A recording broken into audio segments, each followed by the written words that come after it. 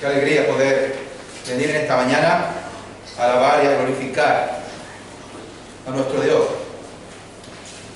Sabéis que estamos tratando el libro de Hechos de los Apóstoles y vamos ya por el capítulo 10. Y allí dejamos el otro día a Pedro en Jope, en casa de un cristiano llamado Simón, que era un curtidor de pieles, un hombre con un trabajo inmundo. De cara a los judíos, pues trata con animales muertos, con pieles de animales muertos, por lo cual era impuro. Y estábamos viendo el proceso de aprendizaje de Pedro, de estar solamente con los judíos, por considerar que solamente ellos son el pueblo de Dios, a abrirse a los samaritanos, enemigos de los judíos, incluso a estar con personas inmundas de cara a los judíos, como estamos viendo ahora en casa de Simón.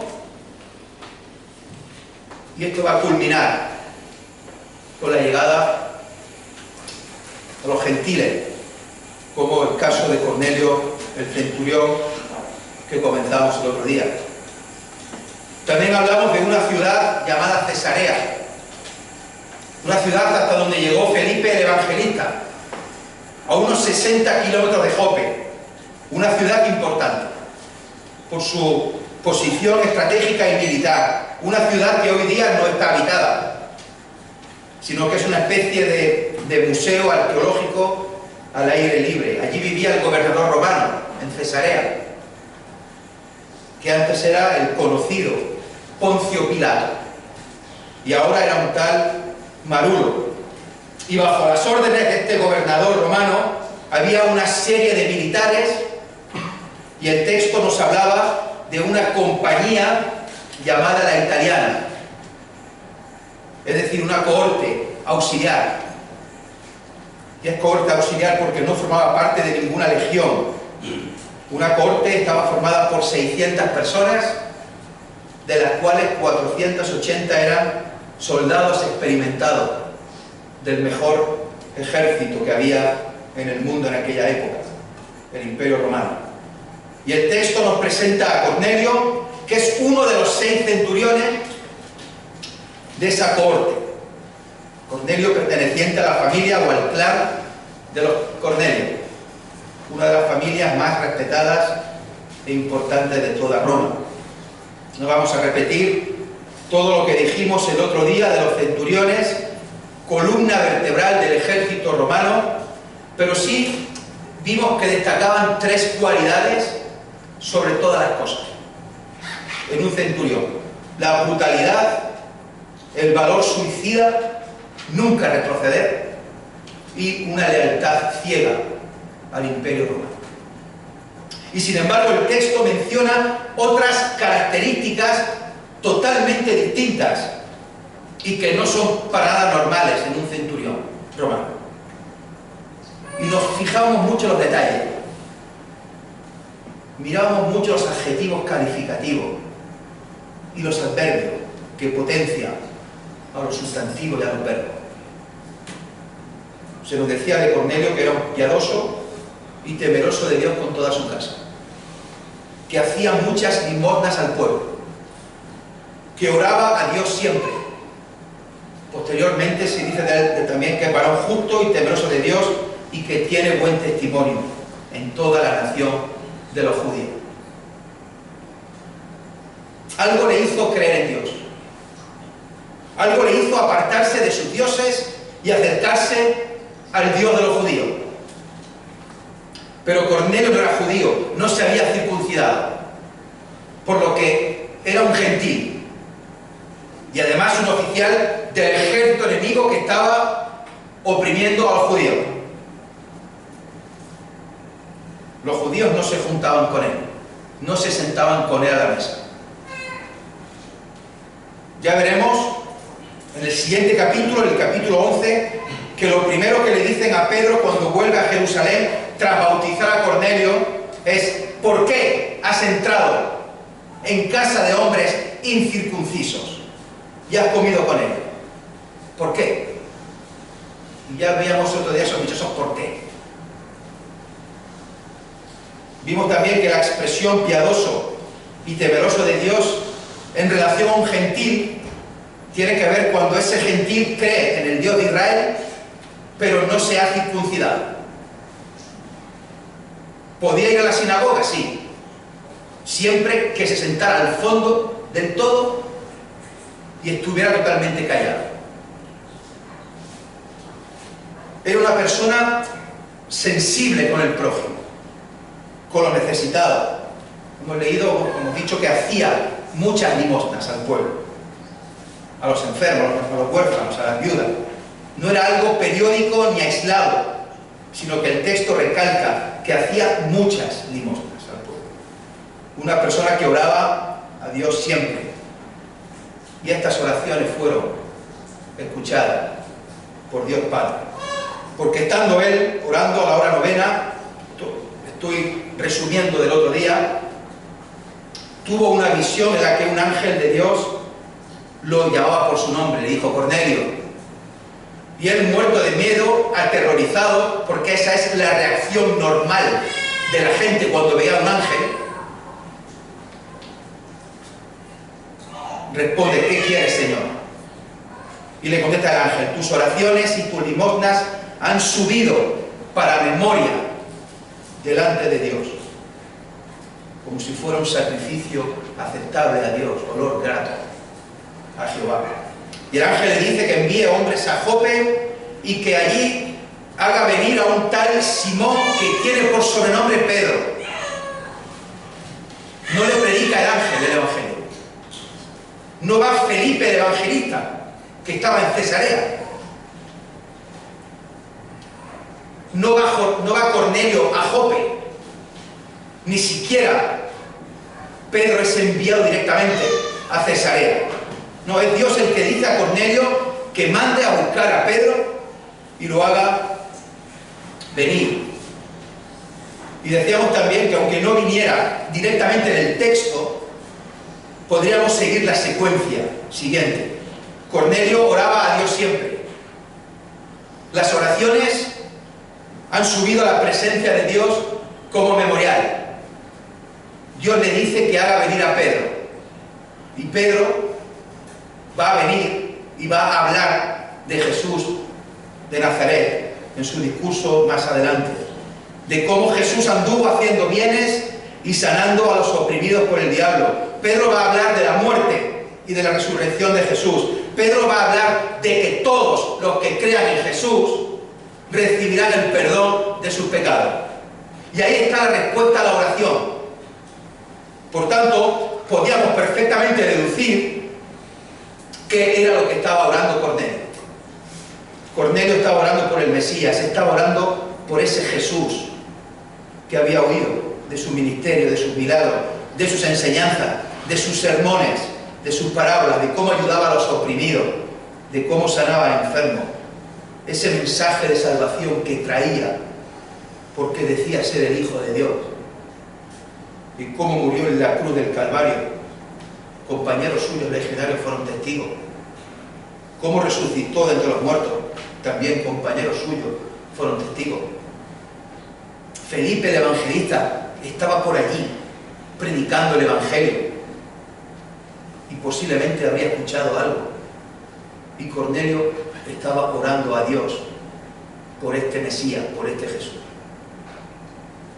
Vamos a leer Hechos capítulo 10, del 9 al 34.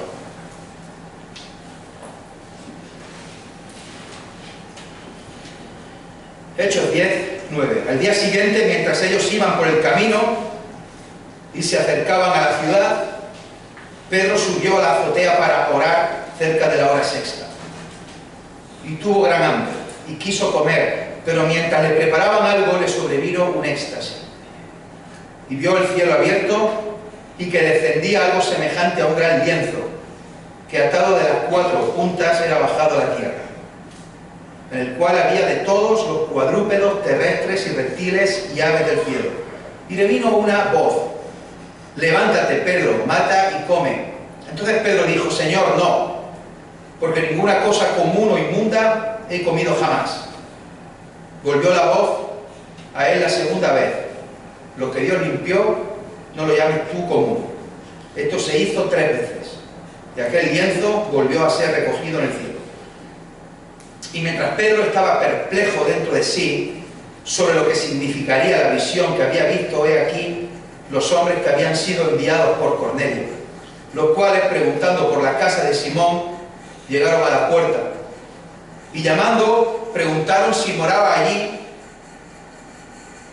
un Simón que tenía por sobrenombre Pedro. Y mientras Pedro pensaba en la visión, le dijo al Espíritu: he aquí 3 hombres te buscan. Levántate pues y desciende, y no dudes de ir con ellos, porque yo los he enviado. Entonces Pedro, descendiendo a donde estaban los hombres que fueron enviados por Cornelio, les dijo: he aquí, yo soy el que buscáis. ¿Cuál es la causa por la que habéis venido?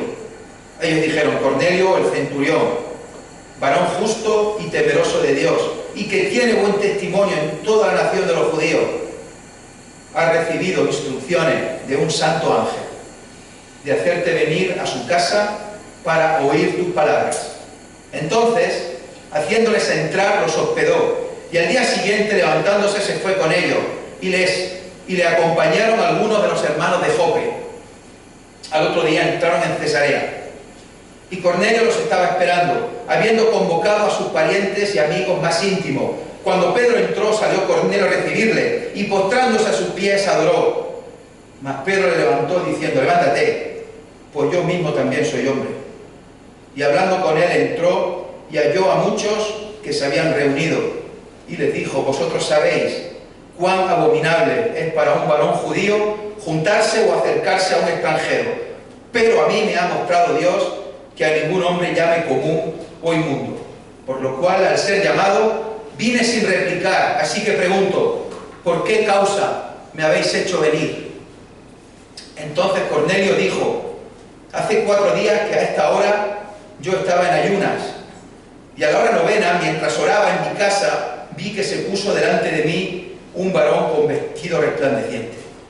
Y dijo: Cornelio, tu oración ha sido oída, y tus limosnas han sido recordadas delante de Dios.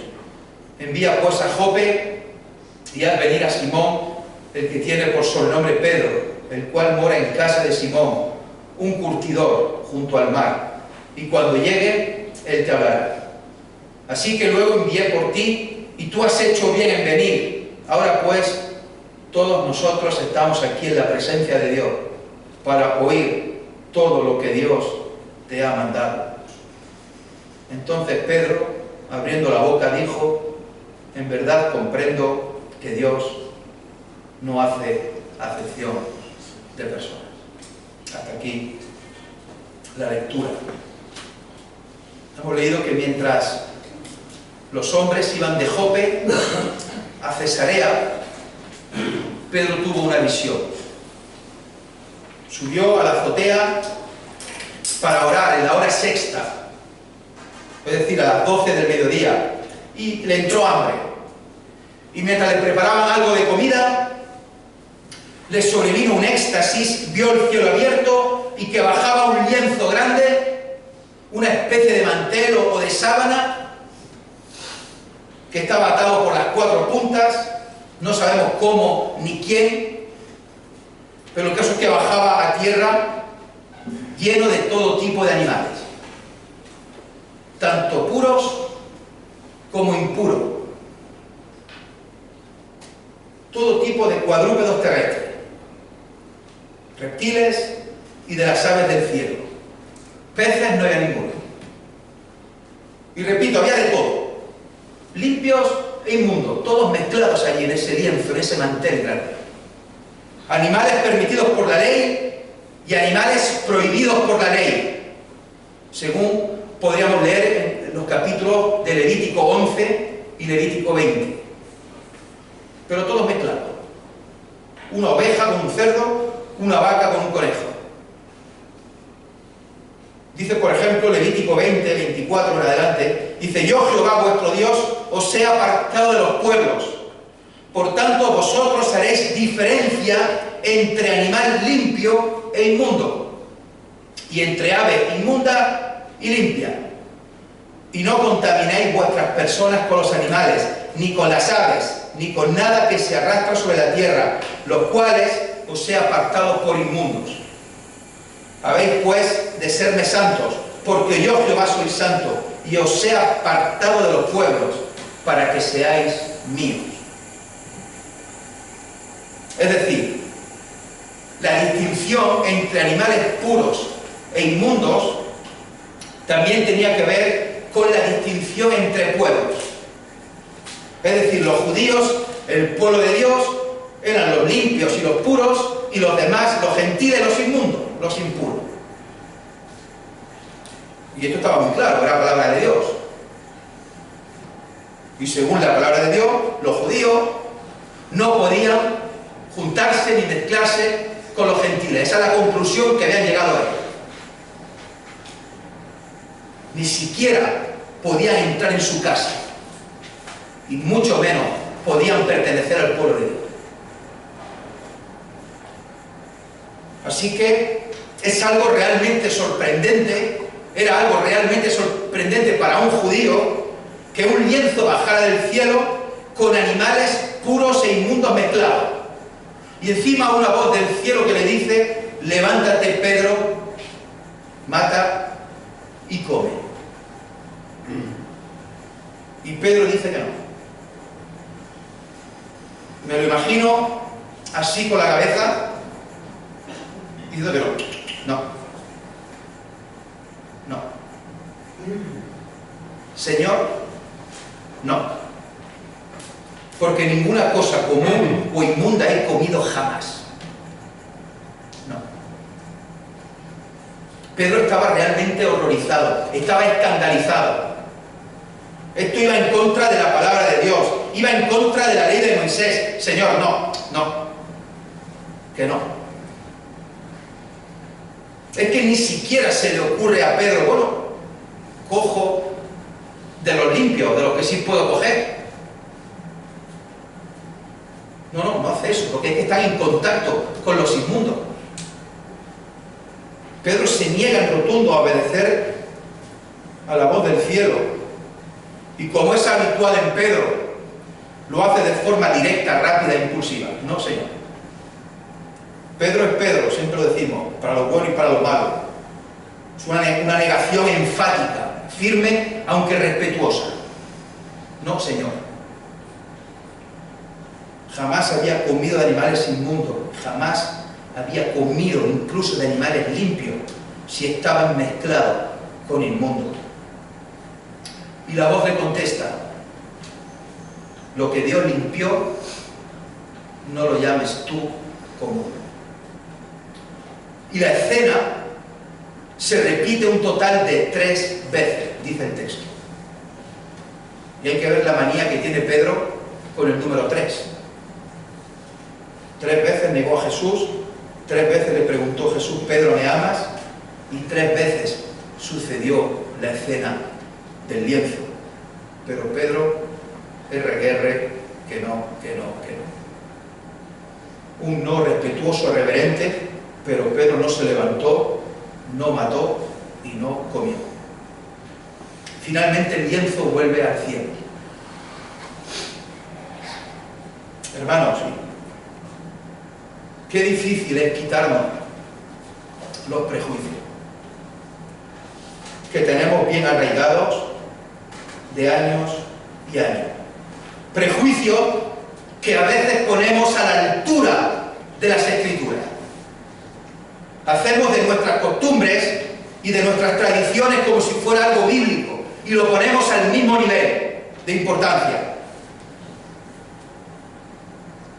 Prejuicios, costumbres, tradiciones, ritos que son difíciles de cambiar, de quitar, de poner, de modificar. No nos gustan los cambios. Y a ver primero, no nos gustan los cambios. Es que esto se ha hecho así de toda la vida. El caso es que a Pedro no le costó tanto cambiar como veremos ahora. Porque Pedro ya empezó a entender Pedro empezó a comprender. Pedro quedó perplejo, dice el texto, quedó turbado, pensativo, porque Dios le estaba mostrando que la barrera entre judíos y gentiles había sido derribada. Es Dios el que quita la barrera. Es Dios el que se lo muestra primero al apóstol Pedro, para que acepte a los creyentes gentiles dentro de la iglesia cristiana. Y era necesario que fuera Pedro y que no fuera otro, porque a otros no le habrían creído. No habrían creído seguramente a Felipe el Evangelista, quizás no habrían creído a otro apóstol. Al apóstol Pedro sí. Por eso era necesario que fuera Pedro el primero en llevar el Evangelio a los gentiles. Es Dios, en definitiva, hermanos, y no Pedro, ni tampoco es Pablo el que abre la puerta a los gentiles. Es Dios, y por eso le damos solamente la gloria a Él. No tuvo mucho tiempo perplejo dentro de sí sobre qué significaba aquella visión, versículo 17, porque de momento llegaron los enviados de Cornelio. No les costaría mucho encontrar la casa porque las indicaciones que le habían dado eran muy claras y sencillas. Y en los versículos 18 en adelante, el Espíritu Santo le dice a Pedro que hay 3 hombres abajo que preguntan por él, que les haga caso y que vaya a donde le dicen, porque yo los he enviado. Pedro baja de la azotea, los recibe. Estos hombres le cuentan todo lo sucedido, como ya hemos leído, que vienen de parte de un centurión llamado Cornelio, que es un varón justo y temeroso de Dios, que tiene buen testimonio en toda la nación de los judíos, que ha recibido instrucciones de un ángel para que vaya a su casa a oír sus palabras.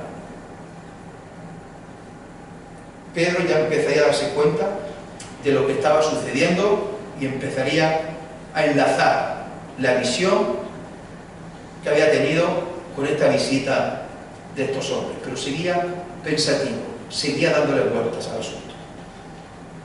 Pedro hace algo fuera de lo común en el versículo 23 al comienzo, que puede pasar desapercibido. Entonces Pedro, haciéndolos pasar, los hospedó. No los mandó a una posada, no les dijo, bueno, buscaos la vida que mañana salimos temprano. No, los hizo entrar, les dio alojamiento, con la aprobación, claro está, desde el dueño de la casa, de Simón el curtidor.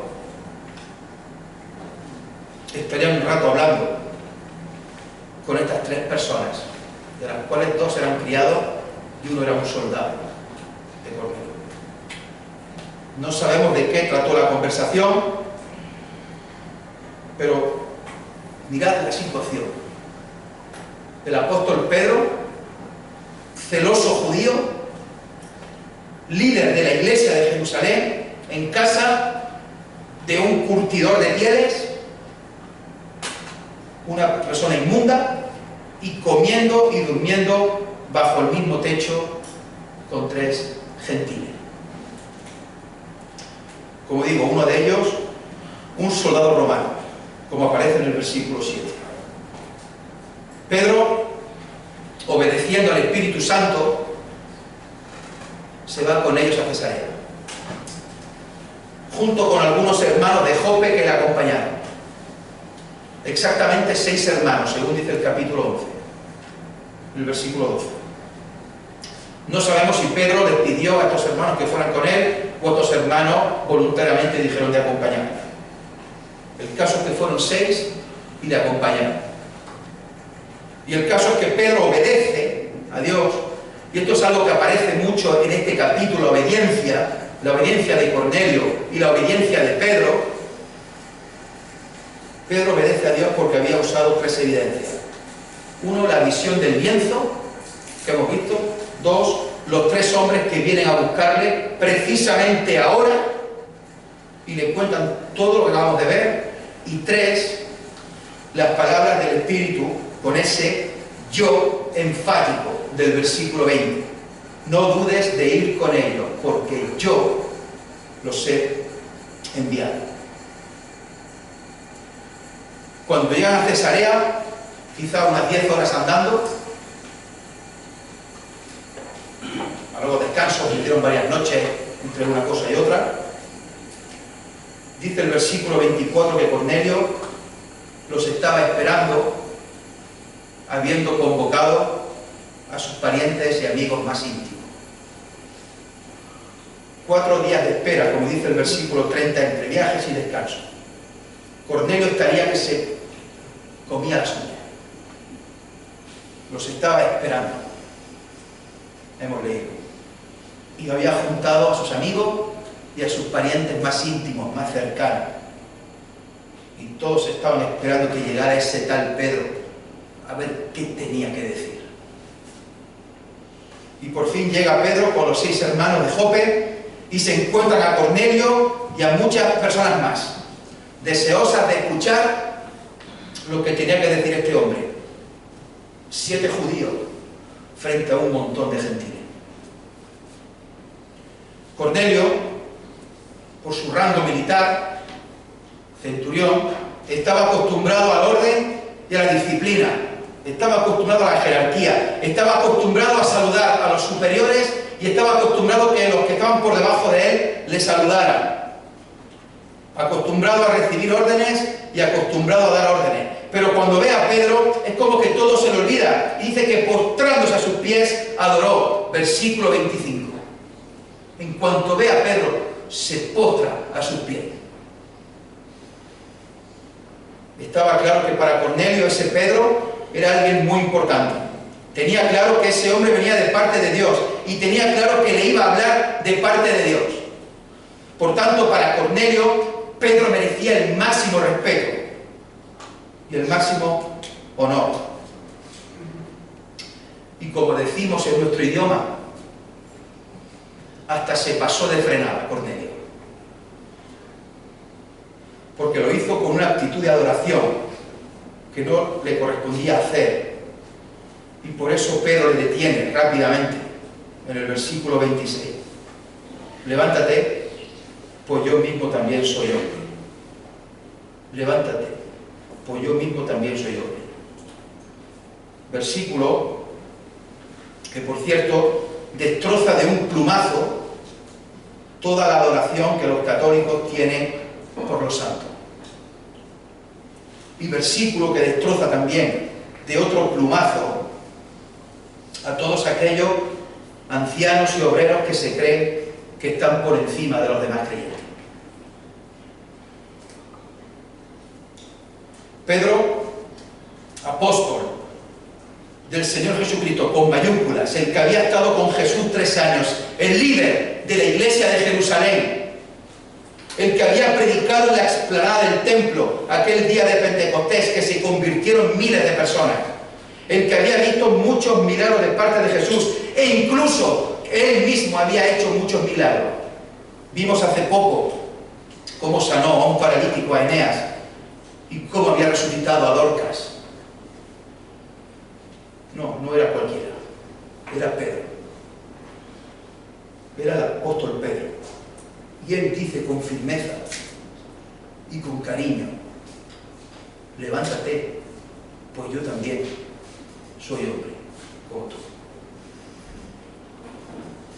Vaya comienzo más raro, ¿no? Vaya comienzo más extraño. Cornelio, a Pedro se postra ante él, intenta como adorar, y Pedro dice que no, que se levante, que él es un hombre también, como él. Recordad también que en Apocalipsis el propio Juan, ya de anciano experimentado, se postra delante de un ángel para adorarle. Y el propio ángel se lo recrimina y le dice que no lo haga. Apocalipsis 9:10 dice: yo me postré a sus pies para adorarle. Y el ángel me dijo: mira, no lo hagas. Yo soy consiervo tuyo y de tus hermanos que retienen el testimonio de Jesús. Adora a Dios. Y Cornelio, allí postrado, allí arrodillado, allí en el suelo, recibe la primera lección teológica. Y es que todos los cristianos somos iguales delante de la presencia de Dios. todos los cristianos somos hermanos unos de otros.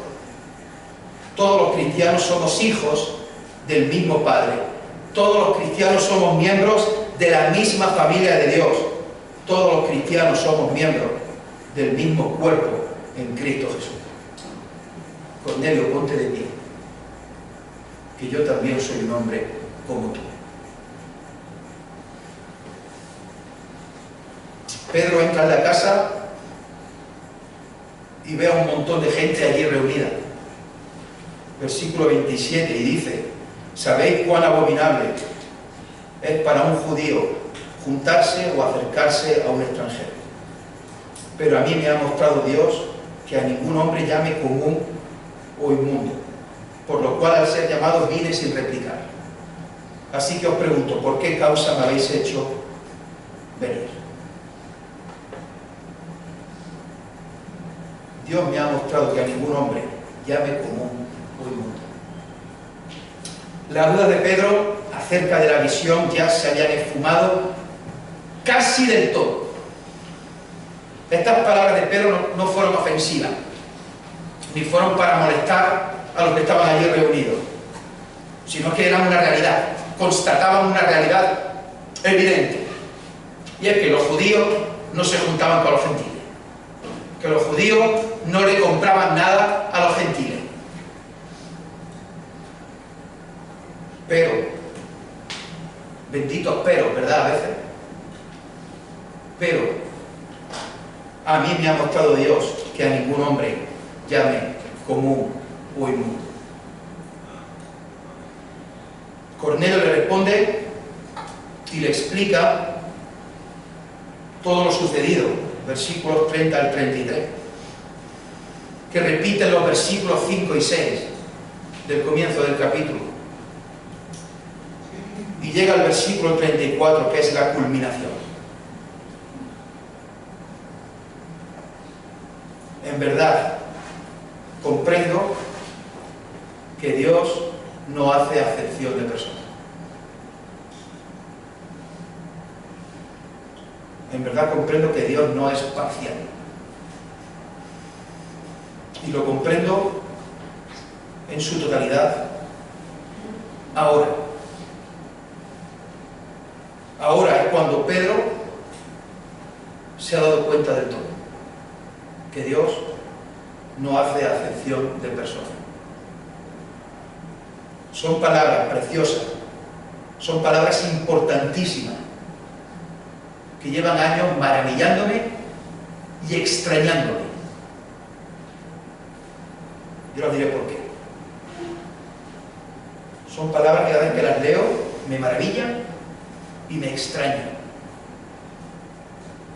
Pedro entiende ahora, al 100%, que Dios no hace acepción de personas, que no hay barrera racial, ni social, ni económica para la salvación. Ahora se da cuenta Pedro al 100% que la gracia de Dios no solamente es para unos, sino que es para todos.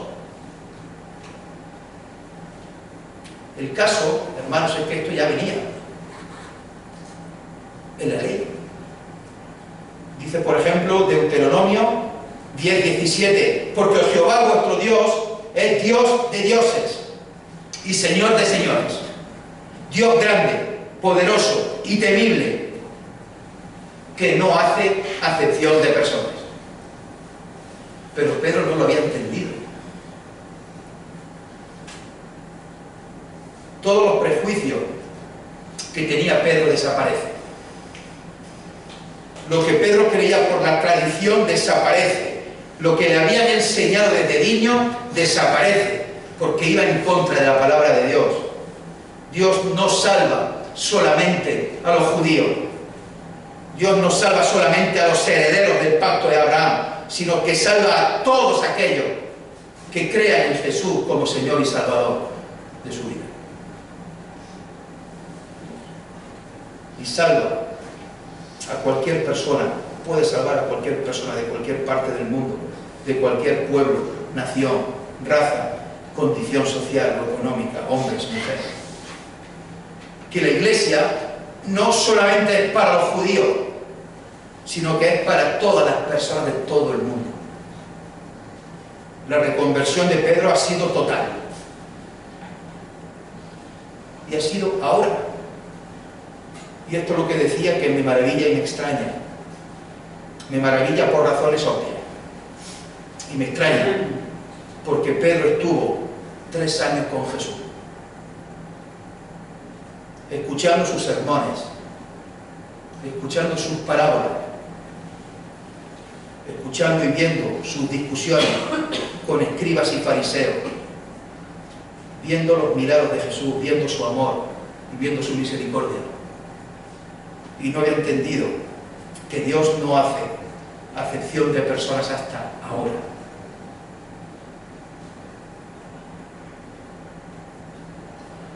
Me extraña también porque a Pedro no le importa reconocerlo. No le importa decir lo primero que dice delante de toda la multitud es que antes estaba equivocado. En verdad comprendo ahora que Dios no hace acepción de personas. No le importa reconocer que antes no lo sabía, que no estaba seguro del todo o que lo había interpretado de otra manera y lo había interpretado mal. Pedro llevaba toda la vida equivocado. Incluso los años con Jesús no le habían abierto la mente ni le habían quitado los prejuicios. Es un tema complicado. Es un tema muy complicado. Porque habla de cambio. Y como decía antes, no nos suelen gustar los cambios. No, Señor. No, Señor, dijo cuando lo del lienzo y los animales. Cuando Jesús ya había dicho además en Marcos 7 que todos los alimentos eran limpios. No nos gustan los cambios, y menos todavía cuando es cambiar respecto a Dios, respecto a lo que nos han enseñado de pequeño, respecto a lo que se ha hecho de toda la vida. No es cambiar de peinado, de ropa o de colonia. Es cambiar respecto a cómo entendía e interpretaba la salvación de Dios. No fue un cambio menor para Pedro, ni lo fue para los demás creyentes judíos. Si no nos gusta cambiar, rectificar o modificar a un judío, menos todavía. Cambiar, hermanos, significa evolucionar, pensar, cuestionar, repensar, desaprender y aprender de nuevo. Hemos leído que Pedro estaba perplejo dentro de sí. Versículo 17.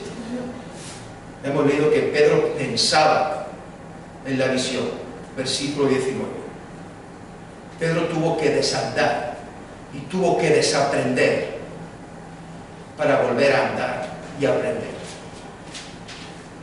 Tuvo que quitarse toda la mochila que llevaba encima de prejuicios, de costumbres, de tradiciones. Tuvo que vaciarla y volverla a llenar del amor de Dios.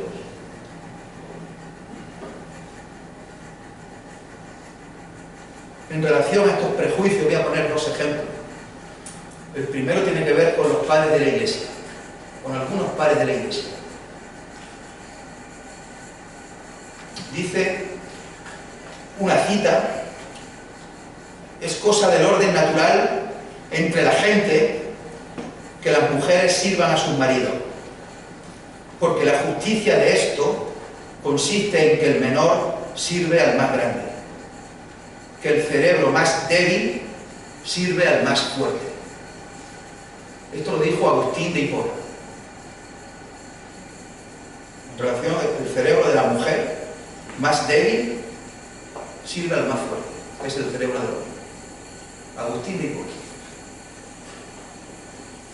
Otra cita: el apóstol Pablo quiere que las mujeres, que son manifiestamente inferiores, estén sin falta, para que la iglesia de Dios sea pura. Esto lo dijo Ambrosio. Otra: en verdad las mujeres son una raza débil, no digna de confianza y de inteligencia mediocre. Esto lo dijo Epifanio.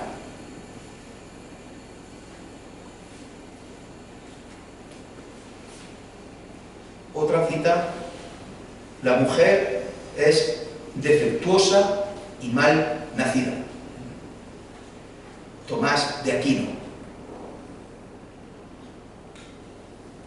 Son frases antiguas, frases que nos parecen una barbaridad y que son una barbaridad. Frases hechas por cristianos, por los primeros ancianos de las iglesias de los primeros siglos. Ellos creían que una cosa era lo espiritual, en lo cual es cierto que no había barreras y que el hombre y la mujer es igual, ¿vale? Pero en el plano terrenal dicen estas cosas, estas barbaridades.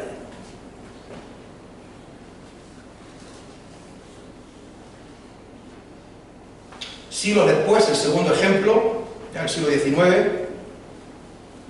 el presidente de los Estados Unidos, Abraham Lincoln, quiso sacar una enmienda para acabar con la esclavitud en los Estados Unidos.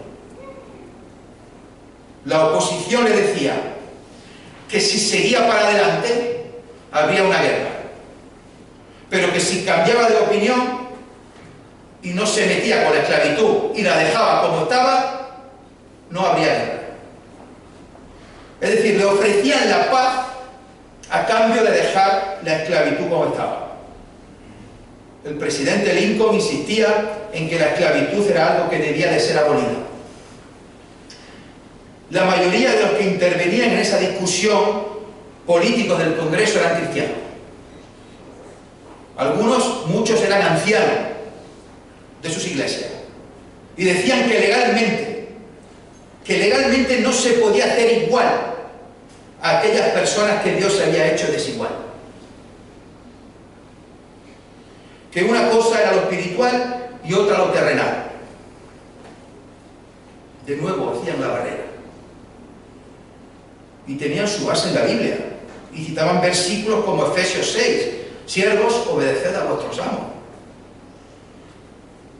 Dijo uno en el Congreso delante de todos, provocando la risa de la gran mayoría: sí, hombre, acabar con la esclavitud, claro. ¿Y qué será lo siguiente? ¿Que la mujer pueda votar en las elecciones? Errores de interpretación, de tradición, de se ha hecho toda la vida, me lo han enseñado así. Por eso proclamamos y decimos abiertamente, sin ningún tipo de tapujo: sola Escritura. Solo lo que dice la Biblia. Solo la Biblia es nuestra norma suprema de fe y de conducta. Solamente la Biblia. Y el creyente debe ir madurando, debe ir creciendo, debe ir moldeándose cada vez más y más a imagen de nuestro Señor Jesucristo, a través de la palabra de Dios, como estamos viendo con Pedro y con Cornelio. Pedro fue creciendo, y ahora es cuando comprende que Dios no hace acepción de personas. Y de verdad que me sigue extrañando, porque Pedro no lo entendió cuando Jesús sanó al siervo de un centurión que estaba enfermo, y cuando aquel centurión le dijo: Señor, no soy digno de que entre bajo mi techo, solamente di la palabra y mi criado sanará. Y Jesús le respondió: ni aún en Israel he hallado tanta fe. Era un gentil. Pedro estaba cuando Jesús sanó a la hija de la mujer sirofenicia, que estaba endemoniada, y le dijo: oh mujer, grande es tu fe. Era una gentil. Jesús sanó al endemoniado gadareno y le dijo: ve a tu casa, a los tuyos, y cuéntales cuán grandes cosas el Señor ha hecho contigo. Y comenzó a publicar en Decápolis cuán grandes cosas había hecho Jesús con él. Era un gentil. Jesús sanó a multitudes en Decápolis, eran gentiles. Traían consigo a cojos, ciegos, mudos, mancos y otros muchos enfermos, y los sanó. Y glorificaban al Dios de Israel. Eran gentiles. Jesús sanó a un sordomudo también allí en Decápolis. Le dijo: Efata, sea abierto. La multitud dijo: bien lo ha hecho todo. Hace a los sordos oír y a los mudos hablar. Jesús alimentó a los 4000, también en Decápolis. Gentiles, dijo Jesús, tengo compasión de la gente. No fueron casos aislados. En todos ellos estuvo Pedro presente, pero no lo había entendido, no había superado sus prejuicios, aún habiendo pasado ya incluso 8 o 10 años desde que Jesús había ascendido al cielo. ¿Quién somos nosotros para cuestionar nada de Pedro? Al menos no, ¿quién soy yo para cuestionar nada de Pedro? Si muchas veces seguimos anclados con prejuicios que no tienen nada que ver con la palabra. Queridos hermanos, las barreras las ponemos nosotros. Los hijos dicen que le regañamos más a uno que al otro. Los alumnos dicen que le tenemos manía a algunos y a otros no.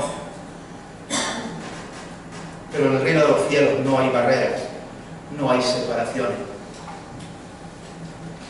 Un día llamó Jesús a sus discípulos y les dijo: ¿sabéis que los gobernantes de las naciones se enseñorean de ellas y los que son grandes ejercen sobre ellas potestad? Pero, benditos pero entre vosotros no será así, sino que el que quiera hacerse grande entre vosotros será vuestro servidor, y el que quiera ser el primero entre vosotros será vuestro siervo. Como el Hijo del Hombre no vino para ser servido, sino para servir y para dar su vida en rescate por muchos. Sabéis, pero entre vosotros esto no será así. Gálatas 3:28. Ya no hay judío ni griego, no hay esclavo ni libre, no hay varón ni mujer, porque todos vosotros sois uno en Cristo Jesús. Ya no hay. De hecho, los judíos siguen pensando que solamente ellos son el pueblo de Dios. Los judíos siguen pensando que nosotros, los cristianos, los gentiles, no iremos al cielo.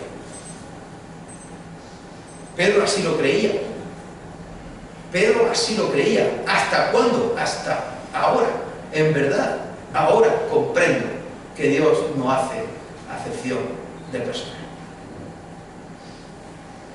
Hermanos, os invito, os animo, os exhorto a reflexionar a la luz de las Escrituras, a crecer, a aprender, a poner en práctica, a escudriñar las Escrituras, como dice Jesús en Juan 5:39. Escudriñar, por cierto, significa examinar algo con mucha atención, tratando de averiguar las interioridades o los detalles menos manifiestos. No es solo leer, es estudiar, es escudriñar. Jesús derribó la barrera y el prejuicio más grande que tenían los judíos. La salvación es para todos. El Evangelio no tiene límites.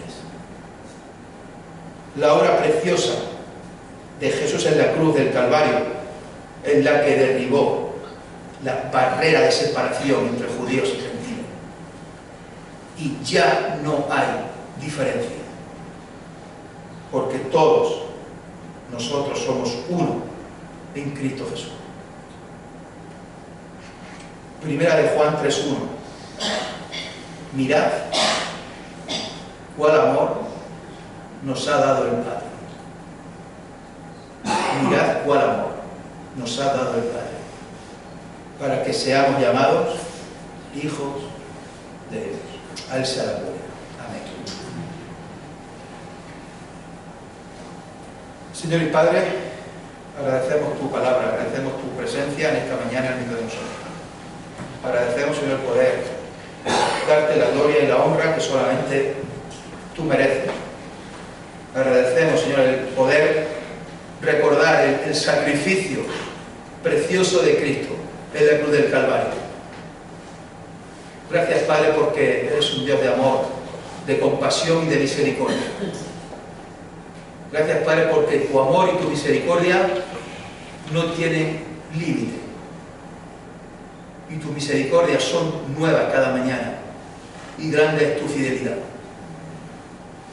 Señores, estamos aquí en esta mañana y si somos tus hijos, somos tu pueblo, no es por mérito nuestro, por obra nuestra, sino que es por tu gracia, es por tu voluntad, es porque tú así lo has querido, es porque tú enviaste al Señor Jesucristo, a tu Hijo amado, para que diese su vida por cada uno de nosotros.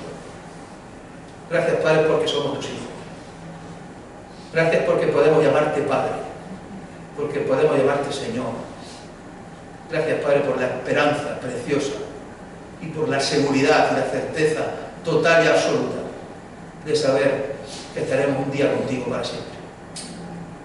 Gracias, Padre, porque todos somos hermanos, porque tenemos la misma fe, somos hijos del mismo Dios y queremos, Señor, que nos ayude, que nos aumentes la fe, que nos hagas crecer, que nos hagas aprender y si es necesario, Señor, que tengamos incluso que desaprender, que si hace falta que demos algunos pasos atrás para avanzar más adelante. Todo, Señor, queremos hacerlo a la luz de tu palabra, a la luz de las Escrituras. Quita, Señor, de nosotros posibles prejuicios que podamos tener. Si no los tenemos, mejor. Pero si tenemos algunos, Señor, que los quitas de nosotros. Y la mejor forma de quitarlos, Señor, es hacerlo a la luz de las Escrituras. No lo que pueda decir yo aquí en el púlpito, sino que se haga a través de tu palabra, que es inerrante, que es infalible, que es perfecta. Gracias, Señor, por los hermanos que estamos hoy aquí. Gracias, Señor, por los hermanos también que nos han visitado en esta mañana, especialmente los de Huelva.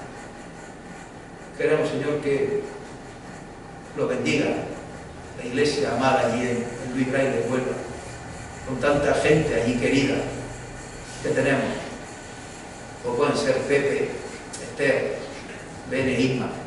Señor, que tú bendigas a la iglesia que es llamada, que bendigas a nuestros hermanos tan queridos por nosotros, y qué alegría, Señor, pues también por ver aquí a familiares, a nietos. Y venimos, Señor, con la misma intención. Podemos venir de Huelva, de Linares, de Venezuela, de Cuba, de cualquier otro sitio. Pero en esta mañana, Padre, venimos a darte la gloria y la honra que tú solamente mereces. Y lo hacemos en el precioso nombre de Jesús. Amén.